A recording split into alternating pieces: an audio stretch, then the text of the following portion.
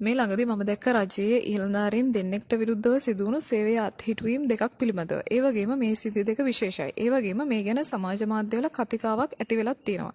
එක සිද්ධියක් තමයි ජාතික විද්‍යාපදනමේ සභාපති විදියටත් සහ ජාතික නැනෝ තාක්ෂණ ආයතනයේ ප්‍රධාන විධායක නිලධාරී විදියටත් කටයුතු කරපු මහාචාර්ය සමන් සේනවීර ඉල්ලා අස්වීමේදී තමන්ට දේශපාලන බලපෑම් එල්ලවන නිසා තවදුරටත් සේවයේ නිරත වෙන්න අපහසුයයි ප්‍රකාශ කළ බවට සමාජ මාධ්‍යවල කතිකාවක් ඇති වෙලා තියෙනවා. ඒත් ඇත්තටම සිද්ධ වෙලා තියෙන්නේ අධ්‍යාපන සුදුසුකම් සහ පළපුරුද්ද සපුරලා තිබුණ නිසා එම ධූරයන් සඳහා තෝරාපත් කරනු ලැබුවත් ඔහු සේවයේ නිරත වෙලා ඉඳපු රුහුණු විශ්වවිද්‍යාලයේ විද්‍යාපීඨයේ නිසි ක්‍රියාපටිපාටි අනුගමනය නොකර නිවාඩු ඉල්ලුම් කර නොමැති නිසා ඔහුගේ සේවය අත්හිටුවීමක්.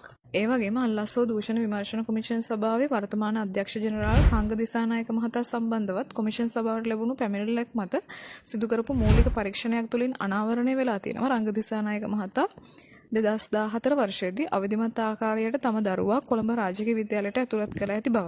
ඉතින් මේ වගේ සිද්ධි මීට කලින් අපිට දකින්න ලැබිලා නැහැ. හැබැයි මේ විදිහට දේශපාලන පත්වීම් වලින් ආපු නිලධාරීන්ට උනත් නීතිය ක්‍රියාත්මක වෙන විදිහ දැක්කම තේරෙනවා මේ ආණ්ඩුව යන්නේ හරි පාත් එකේ කියලා.